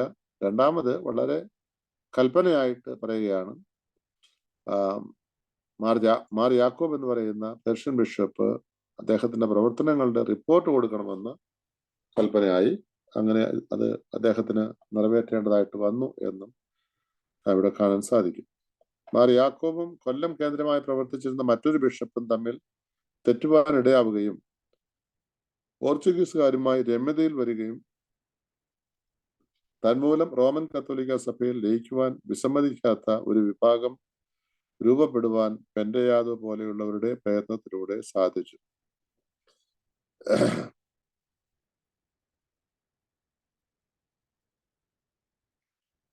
അങ്ങനെയാണ് അന്നത്തെ പോർച്ചുഗീസുകാരുടെ മലങ്കര സഭയോടുള്ള മനോഭാവവും പ്രവർത്തനങ്ങളും അതുമൂലമുണ്ടായ പ്രശ്നങ്ങളൊക്കെയാണ് നമ്മൾ ഇപ്പോൾ കണ്ടത്. അടുത്ത വൈദിക പരിശീലന സ്ഥാപനങ്ങൾ നിർമ്മിക്കുക മറ്റൊരു സ്റ്റെപ്പാണ്. വൈദികരെ പരിശീലിപ്പിച്ചിട്ട് അവരിലൂടെ സാധാരണക്കാരായ ക്രിസ്ത്യാനികളെ ബോധവൽക്കരിക്കുക, അവരെ കീഴ്പ്പെടുത്തുക എന്നുള്ളത്. മലങ്കര സഭയിലെ വൈദികർക്ക് ലത്തീൻ പാരമ്പര്യത്തിലുള്ള പരിശീലനം നൽകിയാൽ അവരിലൂടെ തങ്ങളുടെ ഉദ്ദേശം സുസാധ്യമാകുമെന്നുള്ള ലക്ഷ്യം മുന്നിൽ കണ്ട് 1541 കൊടുങ്ങല്ലൂരിൽ ഒരു വൈദിക സെമിനാരി സ്ഥാപിച്ചു. ഇതിന് നേതൃത്വം വഹിച്ചത് വിൻസെന്റ് ഡിലാഗോസ് എന്ന ഫ്രാൻസിസ്കൻ വൈദികനായിരുന്നു. അപ്പം വൈദികരെ പരിശീലിപ്പിക്കുക, അവർക്ക് ലത്തീൻ പാരമ്പര്യം പഠിപ്പിക്കുക, അവരിലൂടെ മലങ്കര സഭയിലെ ക്രിസ്ത്യാനികളെ അവരുടെ കീഴിൽ കൊണ്ടുവരിക എന്നുള്ളതായിരുന്നു അവരുടെ മറ്റൊരു പരിശ്രമം, അല്ലെങ്കിൽ മറ്റൊരു അടവ്. മലങ്കര സഭയിൽ ഉപയോഗത്തിലിരുന്ന സുറിയാനി ഭാഷയ്ക്ക് പകരം ലത്തീൻ ഭാഷയും റോമൻ കത്തോലിക്ക രീതികളും വൈദിക വിദ്യാർത്ഥികളെ പരിശീലിപ്പിക്കാൻ ലക്ഷ്യം വെച്ച് സ്ഥാപിക്കപ്പെട്ട സെമിനാരിയിൽ പരിശീലനം നേടിയവർ മലങ്കര സഭയ്ക്ക് പ്രയോജനം ചെയ്തില്ല. അപ്പൊ അങ്ങനെയുള്ള വൈദികർ ഇറങ്ങി വന്നു, പക്ഷെ മലങ്കര സഭയ്ക്ക് അവരെ കൊണ്ട് പ്രയോജനം ഉണ്ടായില്ല എന്നാണ് ഇവിടെ കാണുന്നത്. പിന്നീട് 1585 വൈപ്പിക്കോട്ടയിൽ മറ്റൊരു സെമിനാരി സ്ഥാപിച്ചു. അവിടെ സുറിയാനി ഒരു അധ്യയന വിഷയമായിരുന്നു. അവിടെ പരിശീലനം നേടുന്നവർ മലങ്കര സഭയിൽ സേവനം ചെയ്യണമെന്നായിരുന്നു അവരുടെ ഉദ്ദേശം. എങ്കിലും മലങ്കര സഭ അതിനെയും നിരാകരിച്ചു. അപ്പൊ ഈ ലത്തീൻ ഭാഷ പഠിക്കുന്നവരെ അതിന് വേണ്ട പോലെ പ്രയോജനപ്പെടാഞ്ഞുകൊണ്ട് അവർ വിചാരിച്ചു എന്നാൽ ഈ സുറിയാനിയും കൂടെ പഠിപ്പിക്കാം. ലത്തീൻ ഭാഷയും സുറിയാനിയും പഠിപ്പിച്ച് വൈദികരെ വിടുമ്പോൾ അപ്പം മലങ്കര സഭയ്ക്ക് അതിനകത്ത് താല്പര്യം വരുമെന്നുള്ള രീതിയിലാണ് അവർ ചിന്തിച്ചത്. പക്ഷെ മലങ്കര സഭയിൽ അന്നും വളരെ ശ്രേഷ്ഠരായ പിതാക്കന്മാര് ഉണ്ടായിരുന്നു. അവര് അതിനെയും നിരാകരിക്കുകയാണ് ചെയ്തത്. അങ്ങനെ അവരുടെ ഈ സെമിനാരിയിലൂടെയുള്ള സഭയിലേക്ക് അല്ലെ സ്വാധീനം ചെലുത്തുവാനുള്ള അവരുടെ പരിശ്രമം വേണ്ടവണ്ണം പ്രയോജനപ്പെട്ടില്ല.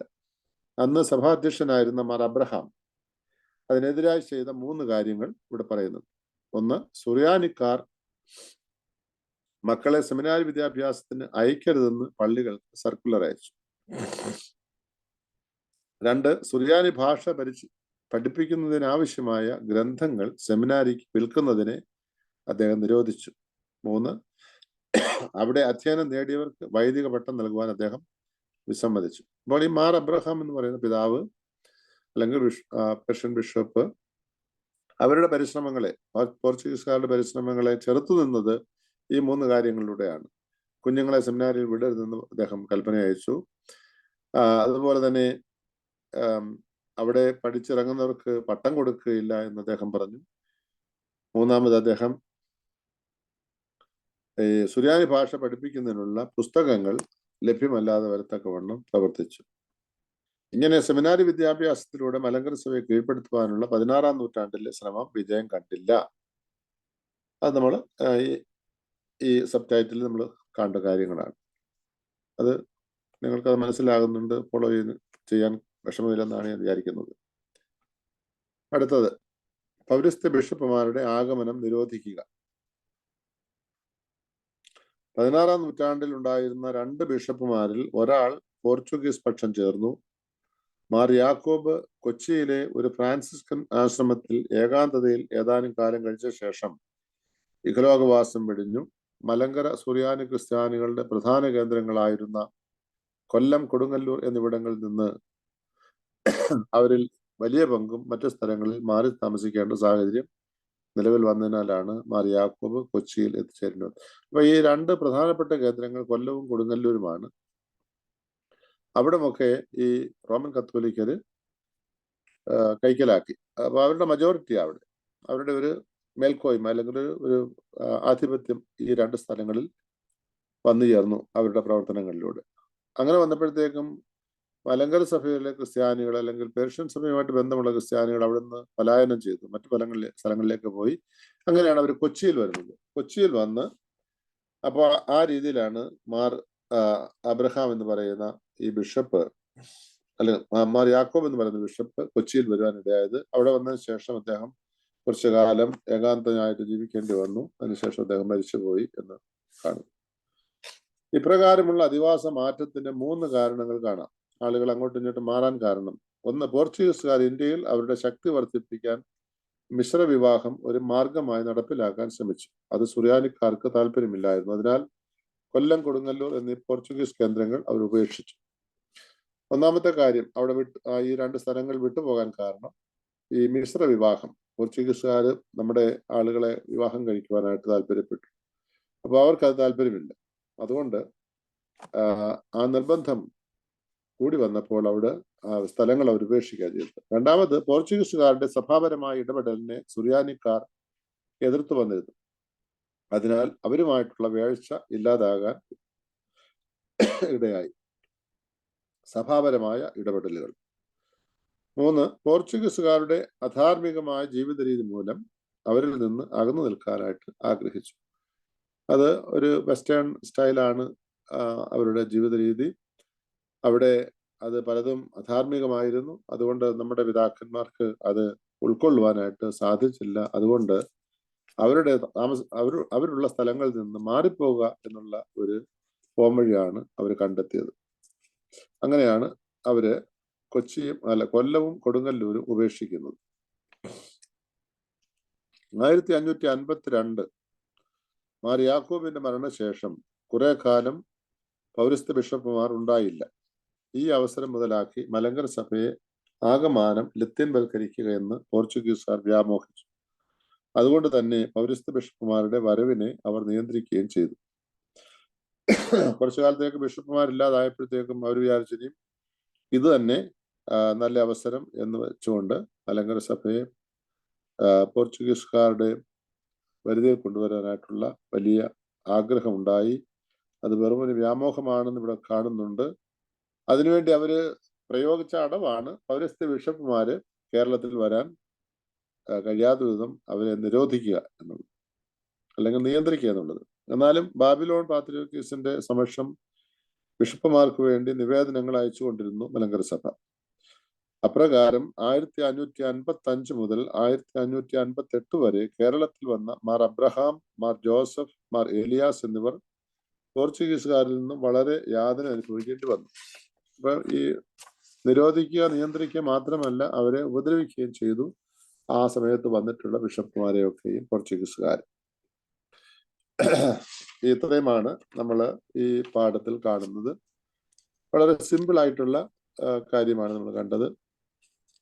പഠിക്കുവാൻ വളരെ ഈസി ആയിട്ട് പഠിക്കാവുന്ന ഒരു പാഠമാണ് നമ്മളിപ്പോൾ കണ്ടതായിട്ടുള്ള പാഠം. നിങ്ങൾക്ക് എന്തെങ്കിലും ക്വസ്റ്റ്യൻ ഉണ്ടോ അതിനെക്കുറിച്ച്? അതിനകത്ത് ഒരു ക്വസ്റ്റ്യൻ, നമ്മൾ മനസ്സിലാക്കുന്ന നമുക്ക് ഇറാനിയൻ പേർഷ്യൻ സഭയുമായിട്ടായിരുന്നു ബന്ധം. അപ്പോൾ അവിടെ ഉപയോഗിച്ചിരുന്നത് സുറിയാനി ഭാഷയാണ്. അതെ അതെ, നമ്മൾ നേരത്തെ കണ്ടല്ലോ, വെസ്റ്റേൺ സിറിയക്കും ഈസ്റ്റേൺ സിറിയക്കും ഉണ്ട്. അവര് ഈസ്റ്റേൺ സിറിയക്ക് ഉപയോഗിച്ച ആളുകളാണ് അവര്. നമ്മളിപ്പോ ഉപയോഗിക്കുന്നത് വെസ്റ്റേൺ സിറിയക്ക. നമുക്ക് ഈ സുറിയാനി ക്രിസ്ത്യാനികളിന് പേരുണ്ടാകാനുള്ള കാരണം അതെങ്ങനെ നമുക്ക് ആ പേര് വന്നത്? അത് തീർച്ചയായിട്ടും ഈ 17-ാം നൂറ്റാണ്ട് മുതലുള്ള അന്ത്യോക്യൻ സഭയുമായിട്ടുള്ള ബന്ധത്തിൽ നിന്ന് വരുന്ന ഒരു. മറ്റത് നമ്മൾ സെന്റ് തോമസ് ക്രിസ്ത്യൻസ് എന്നാണ് നമ്മൾ അറിഞ്ഞിരുന്നത്, മർത്തോമ ക്രിസ്ത്യാനികൾ. അല്ല, സുറിയാനി ക്രിസ്ത്യാനികൾ എന്നുള്ള പേര് നമുക്കില്ലായിരുന്നു. മനസ്സിലായോ?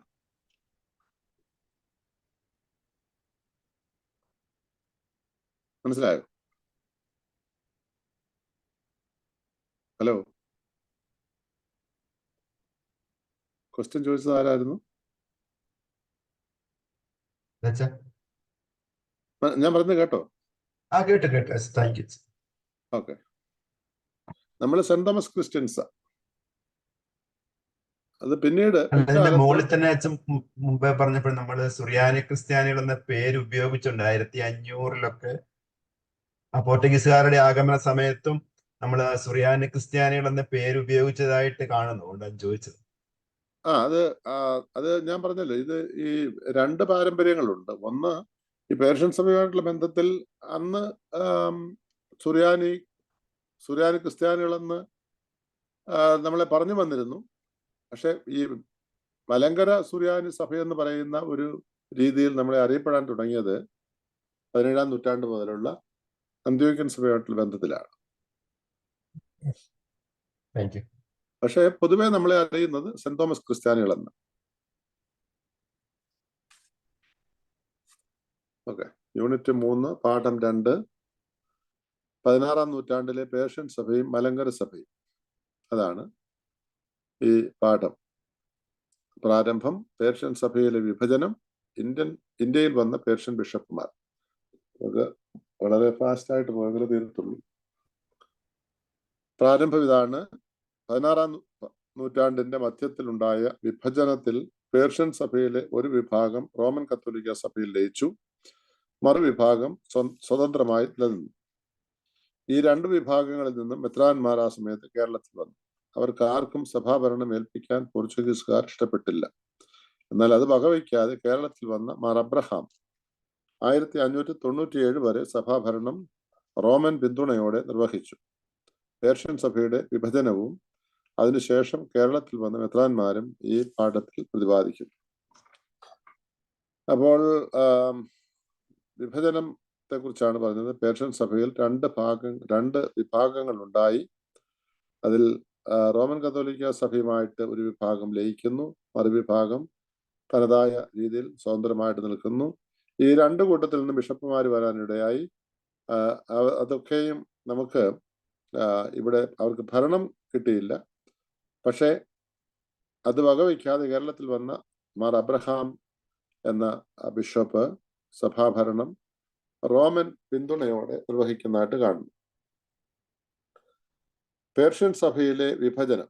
പേർഷ്യൻ സഭയിൽ സഭാധ്യക്ഷൻ ചരമമടയുമ്പോൾ സഹോദരപുത്രനെ പിൻഗാമിയായി അവരോധിക്കുന്ന രീതി 1551 നെസ്തോറിയൻ പാത്രിയർക്കീസ് സൈമൺ ബർമാമയുടെ ശേഷം സൈമൺ ബർദനഹായെ അവരോധിച്ചത് വഴി നിലവിൽ വന്നു. ആദ്യമായിട്ട് ഈ ഒരു പാരമ്പര്യം അവിടെ ഉണ്ടാകുകയാണ്. അദ്ദേഹത്തിന്റെ സഹോദരപുത്രനാണ് ഈ മെത്രാനാകുന്നത്. 17-ാം നൂറ്റാണ്ട് മുതൽ മാർത്തോമ മെത്രാന്മാരെ അവരോധിക്കുമ്പോഴും മലങ്കര സഭ നിലനിർത്തിയത് ഈ രീതിയാകാം. അതാണ് പകലോമറ്റത്തു നിന്ന് മാർത്തോമ 1-ാമൻ 2-ാമൻ 3-ാമൻ എന്നൊക്കെ ഇങ്ങനെ വരുന്ന ആ ഒരു രീതി ഉണ്ടായത് അങ്ങനെയാണ്. പക്ഷെ ഇങ്ങനെ ഒരു പ്രശ്നം അവിടെ ഉണ്ടായപ്പോൾ സൈമൺ ബാർ ദനഹായോട് വിയോജിച്ചവർ ജോൺ സൂലാക്കായെ റോമിന്റെ സഹായത്തോടെ ബദൽ പാത്രിയർക്കീസാക്കി. സൂലാക്കായുടെ ശേഷം അബ്ദീഷോ അവരോധിതനായി. ഇദ്ദേഹമാണ് മലങ്കര സഭയെ സ്വാധീനത്തിലാക്കാൻ പരിശ്രമിച്ചയാൾ. മലങ്കരയിലേക്ക് ബിഷപ്പുമാരെ നിയോഗിക്കുകയും ചെയ്തു. 2 പാത്രിയർക്കീസന്മാര്, ഒന്ന് റോമിനോട് ചാഞ്ഞു നിന്ന ഒരു വിഭാഗം, മറ്റേത് സ്വതന്ത്രമായി നിന്ന ഒരു വിഭാഗം. അപ്പോൾ സൈമൺ ബർദനഹായോട് വിയോജിച്ച ഒരു കൂട്ടരാണ് ജോൺ സൂലാക്കായെ റോമിന്റെ സഹായത്തോടെ പാത്രിയർക്കീസാക്കിയത്. അപ്പൊ ഈ 2 പാത്രിയർക്കീസന്മാരുണ്ട്, 2ആയിട്ട് വിഭജിക്കപ്പെട്ടു, 2 രീതിയിലാണ് പോകുന്നത്. ഈ ഐക്യപ്പെട്ട ബിഷപ്പുമാർ നെസ്തോറിയൻ സഭയുടെ ആയിട്ടായിരുന്നില്ല, പകരം റോമൻ കത്തോലിക്ക സഭയിലെ മേൽപ്പട്ടക്കാരായിട്ടാണ് പ്രവർത്തിച്ചത്. 16-ാം നൂറ്റാണ്ടിലെ മധ്യഘട്ടം മുതൽ ഇവ രണ്ടും 2 തട്ടിൽ തന്നെ ഇന്നയോളം നിലനിൽക്കുന്നു. പിൽക്കാലത്ത് റോമൻ കത്തോലിക്ക സഭയുമായി ചേർന്നു നിന്ന വിഭാഗം ആ ബന്ധം ഉപേക്ഷിച്ചു മറ്റേ വിഭാഗം റോമിനോട് ചേരുകയും ചെയ്തു.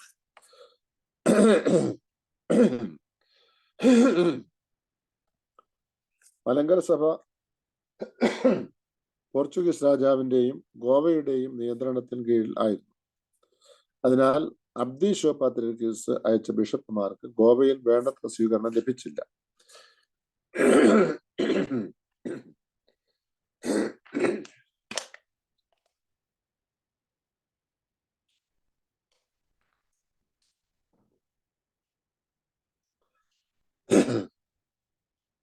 അവരെ അവിടെ തടഞ്ഞു വയ്ക്കുകയും ചെയ്തു.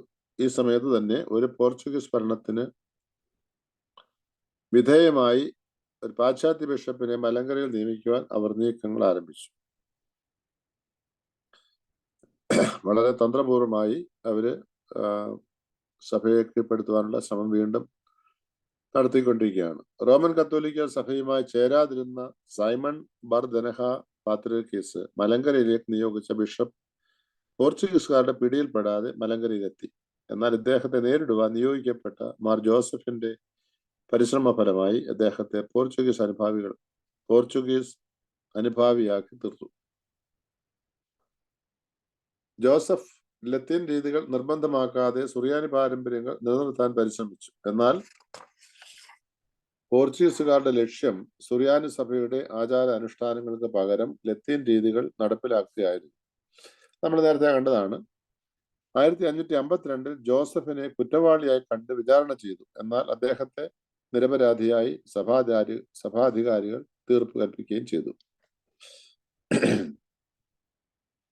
സൈമൺ ബാർ ദനഹായാൽ അയക്കപ്പെട്ട മാർ അബ്രഹാം കേരളത്തിലെത്തി. താമസം വിന മടങ്ങിയെത്തിയ യോസഫുമായി ചേർന്ന് ഒരു വിഭാഗവും മറ്റൊരു കൂട്ടർ മാർ അബ്രഹാമുമായി ചേർന്ന് നിന്നു. അപ്പം മലങ്കര സഭയിൽ 2 ഭാഗത്ത് 2 ബിഷപ്പുമാരുടെ കൂടെ ചേർന്ന് നിൽക്കുന്ന 2 ഗ്രൂപ്പ് ഉണ്ടായി എന്നാണ് കാണുന്നത്. മറ്റൊരു കൂട്ടർ മാർ അബ്രഹാമുമായി ചേർന്ന് നിന്നു.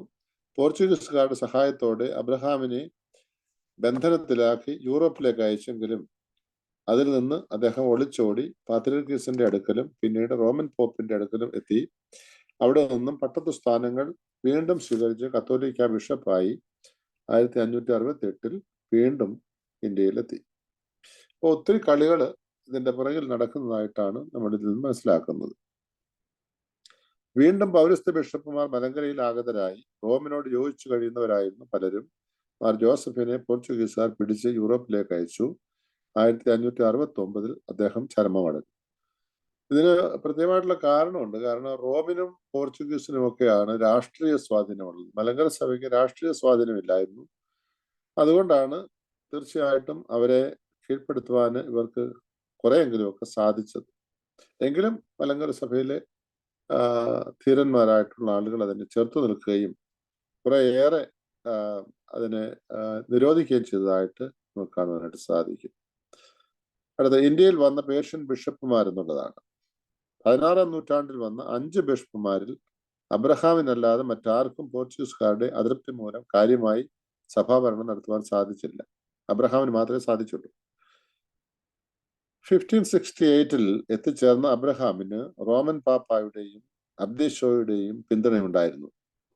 കേരളത്തിൽ അധികാരം ഉറപ്പിക്കാൻ ജസ്വിത്തരുടെ പ്രീതി നേടുവാനായി വൈപ്പിക്കോട്ടയിൽ 1577 പണി കഴിപ്പിച്ച അധിവാസ കേന്ദ്രം പിന്നീട് സെമിനാരിയായി തീരുകയാണ് ചെയ്തു.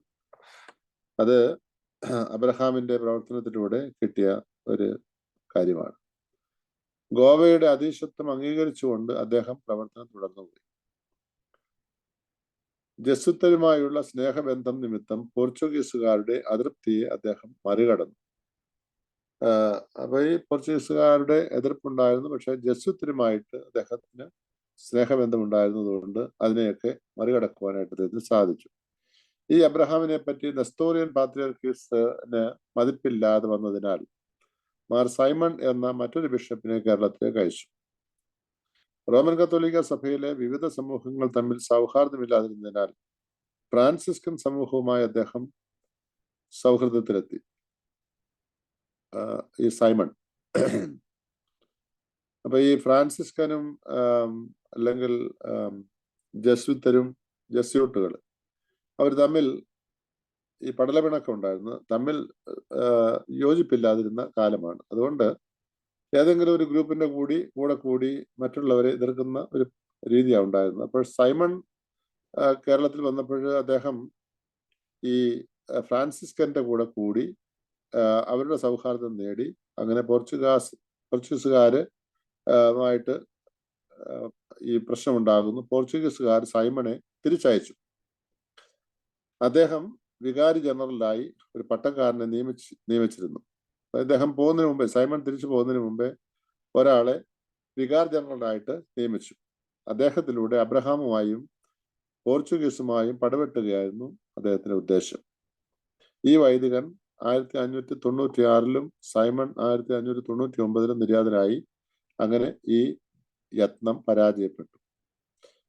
ഈ രണ്ട് ഗ്രൂപ്പും അങ്ങോട്ടും ഇങ്ങോട്ടും പോരാടുകയും പരസ്പരം യാതൊരു യോജിപ്പുമില്ലാതെ പ്രവർത്തിച്ച് മലങ്കര സഭയിൽ അതിൻ്റെതായിട്ടുള്ള വൈഷമ്യങ്ങളും ബുദ്ധിമുട്ടുകളും ഉണ്ടായതായിട്ടാണ് നമ്മൾ മനസ്സിലാക്കുന്നത്. സഭാഭരണത്തിൽ മാർ അബ്രഹാമിനെ സഹായിച്ചത് ഗീവർഗീസ് അർക്കദിയാക്കോനായിരുന്നു. പകലോമറ്റം കുടുംബത്തിൽ നിന്നും മുറയനുസരിച്ച് അവരോധിതനാകുന്ന അർക്കദിയാക്കോന്മാർ പേർഷ്യയിൽ നിന്ന് വന്നിരുന്ന ബിഷപ്പുമാരുമായി സഹകരിച്ച എപ്പിസ്കോപ്പൽ പദവിയുള്ള ചുമതലകൾ, അതായത് വികാരിമാരെ നിയമിക്കുക, നീക്കുക, പള്ളി സംബന്ധമായ മറ്റു കാര്യങ്ങൾ നിർവഹിക്കുക എന്നിവ ചെയ്തു വന്നു. അപ്പൊ ഇത് പേർഷ്യയിൽ നിന്ന് വന്നിരുന്ന ബിഷപ്പുമാരുമായിട്ട് സഹകരിച്ച് പ്രവർത്തിക്കാനുള്ള കേരളത്തിലെ അല്ലെങ്കിൽ മലങ്കര സഭയിലെ അധികാരപ്പെട്ട ആളാണ് അർക്കദിയാക്കോൻ. പേർഷ്യൻ സഭയുമായി ഉണ്ടായിരുന്ന ബന്ധം മൂലം നിലവിൽ വന്ന അർക്കദിയാക്കോൻ സ്ഥാനം മറ്റ് സഭകളിലും ഉണ്ടായിരുന്നു. എങ്കിലും ഭരണപരമായ അവകാശം മലങ്കരയിലെ പോലെ ഉണ്ടായിരുന്നില്ല. ഈ അർക്കദിയാക്കോൻ എന്ന് പറയുന്ന സ്ഥാനം തന്നെ, ആർച്ച് ഡീക്കൺ, അത് പല സഭകളിലും ഉണ്ടായിരുന്നു എന്നാണ് പറയുന്നത്. പക്ഷെ മലങ്കര സഭയിൽ മാത്രമാണ് എപ്പിസ്കോപ്പൽ അധികാരമുള്ള ഒരു അധികാര സ്ഥാനമായിട്ട് അതിനെ കണ്ടിരുന്നു. അതുകൊണ്ട് ആർച്ച് ഡീക്കൺ എന്ന് പറഞ്ഞാൽ അല്ലെങ്കിൽ അർക്കദിയാക്കോൻ എന്ന് പറഞ്ഞാൽ ഒരു ശമാശനോ അങ്ങനെയുള്ള ഒരാളല്ല, പക്ഷെ ഭരണപരമായ അധികാരങ്ങളുള്ള ഒരാളായിരുന്നു എന്ന് കാണണം. എത്യോപ്യൻ സഭയിൽ എപ്പിസ്കോപ്പൽ സേവനങ്ങൾ നടത്തി വന്നത് ഈജിപ്തിൽ നിന്നും വരുന്ന ബിഷപ്പുമാരായിരുന്നു. നമ്മൾ നേരത്തെ കണ്ടതാണ്. ഈ എത്യോപ്യയില് അവരുടേതായിട്ടുള്ള ബിഷപ്പുമാരെ ഒരിക്കലും അവർ ഈ ഈജിപ്ഷ്യൻസ് അല്ലെങ്കിൽ കോപ്റ്റിക്കുകൾ വാഴിച്ചു കൊടുക്കത്തില്ലായിരുന്നു. പകരം ഈജിപ്തിൽ നിന്ന് ബിഷപ്പുമാരെ അവിടെ അയക്കും. അവരെ സഹായിക്കാനായിട്ട് എത്യോപ്യൻ നാട്ടുകാരായിട്ടുള്ള ഇച്ചിഗെ എന്ന് പറയുന്ന ഒരു സ്ഥാനം ഒരാൾക്ക് കൊടുക്കും. അത് അതിനോട് സാമ്യമായ അല്ലെങ്കിൽ അതിനോട് വളരെ അടുത്തു നിൽക്കുന്ന ഒരു സ്ഥാനമാണ് ആർച്ച് ഡീക്കൺ അല്ലെങ്കിൽ അർക്കദിയാക്കോൻ എന്നത്. 1585 ഗോവ പ്രോവിൻഷ്യൽ കൗൺസിൽ യോഗത്തിൽ മാർ അബ്രഹാമിനെ നിർബന്ധപ്രകാരം സംബന്ധിപ്പിച്ചു. മലങ്കര സഭയിൽ നടപ്പിലാക്കേണ്ട നവീകരണങ്ങളെ പറ്റിയും നിലവിലിരുന്ന ആരാധനാക്രമങ്ങൾ തിരുത്തുന്നതിനെ സംബന്ധിച്ചും തീരുമാനങ്ങൾ കൈക്കൊണ്ടു. ഇവയുടെ നടത്തിപ്പിനായി ഫ്രാൻസിസ് റോസ് എന്ന വൈദികൻ ബിഷപ്പിനെ സഹായിക്കാനായി നിയമിതനായി. അപ്പം 1585 ഗോവയില് ഒരു പ്രൊവിൻഷ്യൽ കൗൺസിൽ നടന്നു. അതിനകത്ത് നിർബന്ധമായിട്ടും ഈ മാർ അബ്രഹാമിനെ സംബന്ധിപ്പിച്ചു. അദ്ദേഹം പലപ്പോഴും അതിന് സംബന്ധിക്കാൻ വിസമ്മതിച്ച ആളാണ്. ഇപ്രാവശ്യം അദ്ദേഹത്തെ സംബന്ധിപ്പിച്ചു. അദ്ദേഹത്തിന്റെ സാന്നിധ്യത്തിൽ തന്നെ തീരുമാനങ്ങൾ എടുക്കുകയാണ്. മലങ്കര സഭയിൽ ഇന്ന കാര്യങ്ങൾ നടപ്പിലാക്കണം, നവീകരണം ഉണ്ടാകണം, ആരാധനക്രമങ്ങൾ തിരുത്തണം, ഇങ്ങനെയുള്ള കാര്യങ്ങളെ കുറിച്ചുള്ള തീരുമാനങ്ങൾ ഉണ്ടായി. അതിന് അദ്ദേഹത്തെ സഹായിക്കാനായിട്ട് ഒരു വൈദികനെയും നിയമിച്ചു കൊടുത്തു. ഇദ്ദേഹം തന്റെ രചനകളിൽ നെസ്തോറിയരുടെ തെറ്റുകൾ എന്ന ഗ്രന്ഥത്തിൽ അബ്രഹാമും മലങ്കര സഭയും നെസ്തോറിയ വിശ്വാസ വിപരീതം അവലംബിച്ചിരുന്നു എന്ന് വിമർശിച്ചിരുന്നു. നെസ്തോറിയൻ പാരമ്പര്യങ്ങളെ നീക്കം ചെയ്യുവാൻ ഉത്സാഹം കാണിച്ച ഇദ്ദേഹം 1599 നടന്ന ഉദയംപേരൂർ സുന്നഹദോസിന് ശേഷം ആദ്യത്തെ പോർച്ചുഗീസ് മേൽപ്പട്ടക്കാരനായി തീർന്നു. ഇദ്ദേഹം ഒരു ജെസ്യൂട്ട് വൈദികനായിരുന്നു. ഈ പറഞ്ഞ ഫ്രാൻസിസ് റോസ് എന്ന് പറയുന്ന ആളിനെ കുറിച്ചാണ് പറയുന്നത്.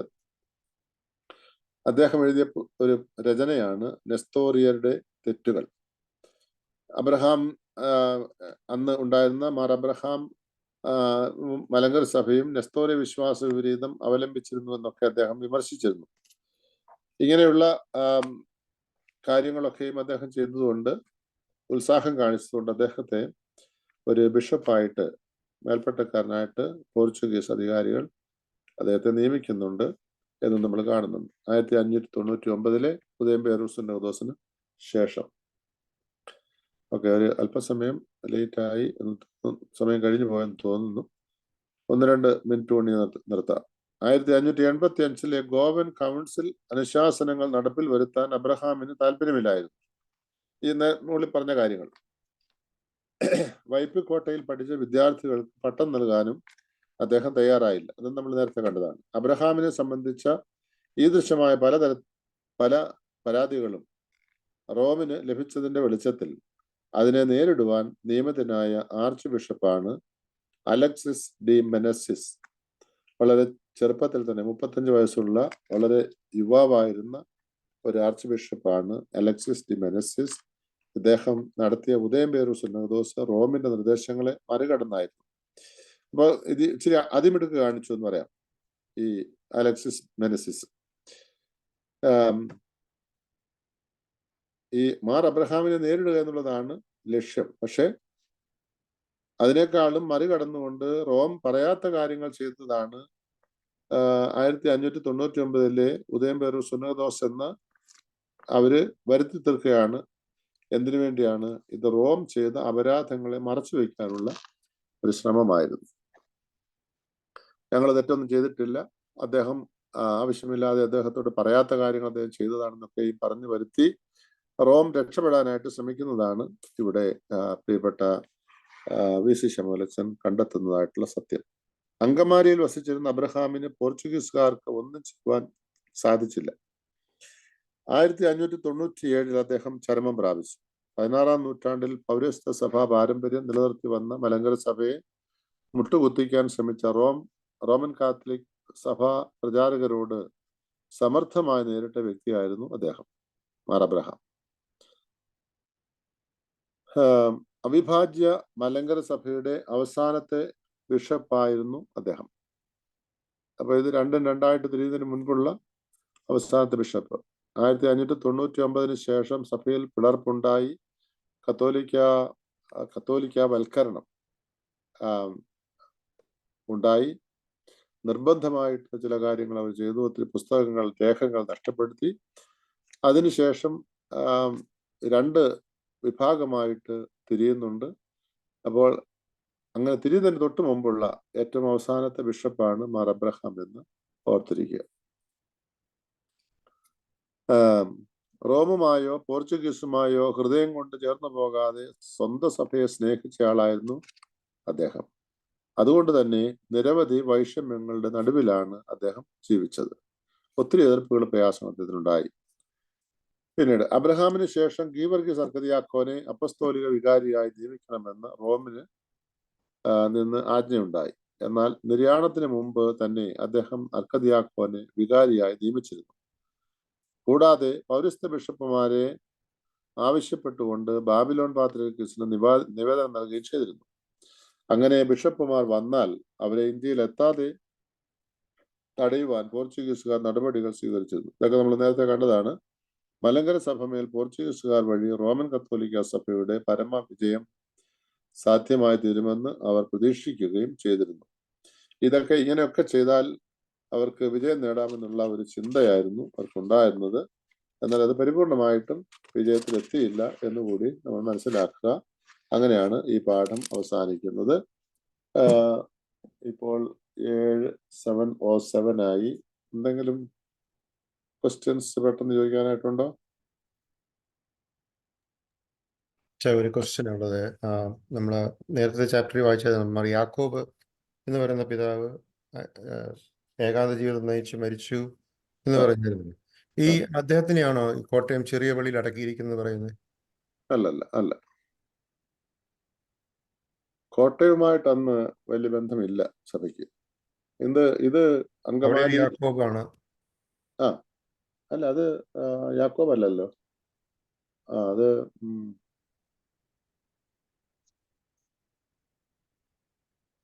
ഈ അടുത്തിടയ്ക്കാണ് അതിന്റെ ഒരു കോൺട്രവേഴ്സി ഒക്കെ വന്ന ഒരു നെസ്റ്റോറിയൻ പിതാവാണെന്നൊക്കെ പറയുന്നുണ്ടായിരുന്നു. അത് പക്ഷെ യാക്കോബ് അല്ല. അത് ഇതിനകത്ത് തന്നെ ഉണ്ട്, നമ്മുടെ ഈ പുസ്തകത്തിനകത്ത് വരുന്നുണ്ട്. അത് പിന്നീട് അദ്ദേഹത്തെ കുറിച്ചുള്ള ഒരു വിവരണം വരുന്നുണ്ട്. നമുക്ക് ആ സമയത്ത് അത് കൂടുതൽ ചിന്തിക്കാം. അപ്പം അടുത്തത് നമ്മൾ ഇനിയും പാശ്ചാത്യ മിഷണറിമാരുടെ പ്രവർത്തനവും അതുപോലെ ഉണ്ടായ ഇന്ത്യൻ സഭയുടെ അന്നത്തെ നിലപാടൊക്കെയാണ് നമ്മൾ മനസ്സിലാക്കാൻ പോകുന്നത്. അപ്പൊ അടുത്ത ഒരു 3 പാഠം കൂടി നിങ്ങൾ ദയവായിട്ട് വായിക്കുക. തീർച്ചയായിട്ടും അത് വായിച്ചിട്ട് വന്നാൽ കുറച്ചുകൂടി നിങ്ങൾക്ക് ഫോളോ ചെയ്യാനായിട്ട് സാധിക്കുമെന്നാണ് ഞാൻ വിചാരിക്കുന്നത്. അങ്ങനെ നമ്മൾ അവസാനിപ്പിക്കുകയാണോ?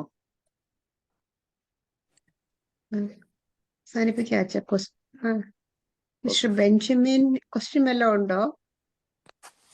ഇല്ല, അച്ഛന് ഒരു ഹാപ്പി ബർത്ത്ഡേ പറയണമായിരുന്നു. അത് അച്ഛന് ഒരു എല്ലാവരുടെയും വക പ്രാർത്ഥനയും ഹാപ്പി ബർത്ത്ഡേയും അച്ഛന് ഇന്നലെ ആയിരുന്നു. ഹാപ്പി ബർത്ത്ഡേ അച്ഛാ. Okay, thank U. പ്രാർത്ഥനയും അർപ്പിക്കുന്നു. Thank you. നമ്മൾ പ്രാർത്ഥിച്ച് അവസാനിപ്പിക്കാമേ. പ്രാർത്ഥിക്കാം. ശുദ്ധമുള്ള പിതാവേ, ശുദ്ധമുള്ള നാമത്താൽ ഞങ്ങളെ കാത്തുകൊള്ളണമേ. രക്ഷിതാവായ പുത്ര, ദൈവമുള്ളതിന്റെ സ്ലീവായ ഞങ്ങളെ മറച്ചുകൊള്ളണമേ. ശുദ്ധമുള്ള റൂഹ, ശുദ്ധമുള്ള അതിന്റെ കൂടെ ഭവനങ്ങളായി ഞങ്ങളെ ക്ഷമിക്കണമേ. ദൈവമായ കർത്താവേ, എല്ലാ സമയത്തും ദൈവത്വത്തിന്റെ ചിറങ്കീഴിൽ എന്നേക്കും ഞങ്ങൾ മറച്ചുകൊള്ളണമേ. ആമീൻ. പിതാവാ ദൈവത്തിന്റെ സ്നേഹവും ഏകജാതന്റെ കൃപയും പരിശുദ്ധാത്മാവിന്റെ സംബന്ധമാവാസവും നാം അവരോടും കൂടെ ഇപ്പോഴെപ്പോഴും എന്നേക്കും ഉണ്ടായിരിക്കുമാറാകട്ടെ. ആമീൻ. Thank you very much and good night. Have a nice. Thank you so much അച്ഛാ.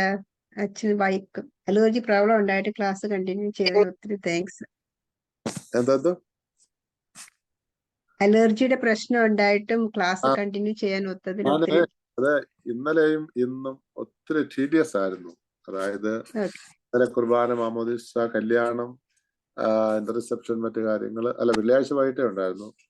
വെള്ളിയാഴ്ച മുതൽ തുടങ്ങിയതാണ്. ഇപ്പോഴാണ് ഞാൻ വീട്ടിൽ വന്ന് കയറുന്നത് തന്നെ. അപ്പൊ ഇന്ന് കുർബാന, അതിനുശേഷം പള്ളിയിൽ നിന്ന് പവർ ഔട്ടേജ് ആയിരുന്നു. അതുകൊണ്ട് കറണ്ട് ഇല്ലായിരുന്നു. ഭയങ്കര പ്രശ്നമായിരുന്നു. പിന്നെ തൽക്കാലത്തേക്ക് ഒരു ചെറിയ മൈക്ക് ഒരു പ്രൈവറ്റ് മൈക്ക് ഒരു വീട്ടിൽ ഉള്ള ഒരു കരിയോക്കെ സിസ്റ്റം കൊണ്ടുവന്ന് വെച്ച് ഒക്കെയാ ചൊല്ലിയതിരുന്നു. ഭയങ്കര ചൂടും, എയർ കണ്ടീഷൻ വർക്ക് ചെയ്യുന്നില്ലായിരുന്നു. ഞങ്ങളുടെ ഗേറ്റ് ഒരു ഇലക്ട്രോണിക് ഗേറ്റ്, അത് വർക്ക് ചെയ്യുന്നില്ലായിരുന്നു. രാവിലെ ഒത്തിരി പ്രശ്നങ്ങളായിരുന്നു. എല്ലാം കഴിഞ്ഞ് വൈകിട്ട് ഒത്തിരി ലേറ്റ് ആയിട്ടായി 5:50 വീട്ടിൽ വന്നത്. Thank okay you. അച്ഛൻ. Thank you. Okay good night. Complete ആയിട്ട് തിരക്കിലായിരുന്നു ഇല്ല 2 ദിവസവും. ഇന്നലെ വന്ന് ചേർന്നു. പ്രത്യേകം താങ്ക് യു. എന്റെ കൂടെ കുഞ്ഞുങ്ങൾ ഞങ്ങളുടെ കൂടെ ആയിരുന്നു. അങ്ങനെ ഒത്തിരി തിരക്കായിരുന്നു. Okay, again thank you for the birthday wishes and prayers. God bless everyone. Okay thank you അച്ഛൻ. Bye by.